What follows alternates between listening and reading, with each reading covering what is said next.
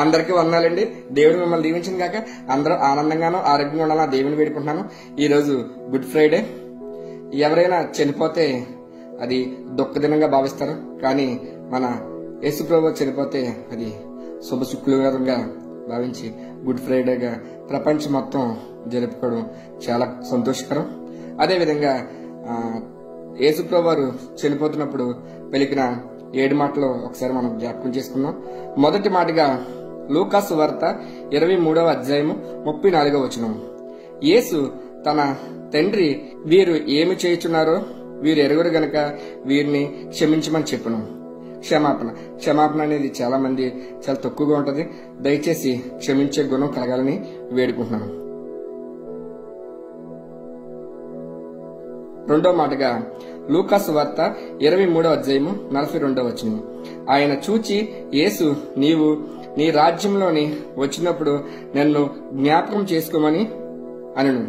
అందుకైన వానితో నేడు నీవు నాతో పరదేశంలో ఉందమని నిశ్చయంగా నీతో చెప్పుచున్నాను. మూడో మాట యోహాను సువార్త 19వ అధ్యాయము 26వ వచనం. యేసు తన తల్లియు తాను ప్రేమించిన శిష్యును దగ్గర నిలుచున్నట చూచి అమ్మా ఇదిగో నీ కుమారుడు అని తన తల్లితో చెప్పును. తర్వాత శిష్యును చూచి ఇదిగో నీ తల్లి అని చెప్పును. యేసు తన ఆత్మ అప్పగించే ముందు తన తల్లి కొరకు తన శిష్యునికి అప్పగించి తల్లిను చూసుకునే విధానానికి చెప్పిన మాట. నాలుగవ మాట మత్తయి సువార్త 27వ అధ్యాయము 46వ వచనం. ఇంచుమించు 3:30 గంటలైనప్పుడు యేసు ఏలి ఏలి లామా సమద్ద అని బిక్కరగా కేకవేసను.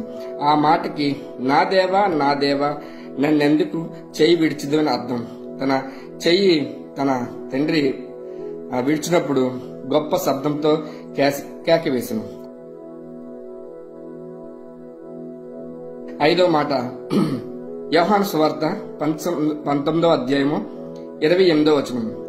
అటు తర్వాత సమస్తమును ఇప్పటికే సమస్తమైనని యేసు ఎరిగి లేఖనము నెరవేరినట్లు నేను దప్పుకొనుచున్నాను అనను. ఆరో మాట యోహాను సువార్త 19వ అధ్యాయము 30వ వచనం. యేసు ఆ చిరక పుచ్చుకుని సమస్తమైనని చెప్పి తల వంచి ఆత్మను అప్పగించును.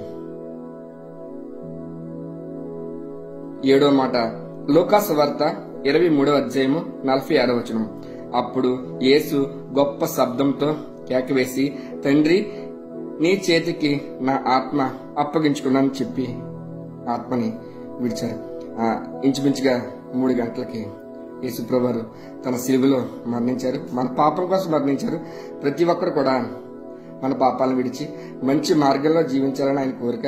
ప్రతి ఒక్కరూ ఈ గుడ్ ఫ్రైడేని తన తండ్రి మన ఆత్మీయ తండ్రిని చెప్పిన మన పరమ తండ్రి చెప్పిన 7 మాటలు జ్ఞాపకం చేసుకుని క్రైస్తులు అదే విధంగా నడుచుకోవాలని వేడుకుంటున్నాను. అందరికీ వందనాలండి.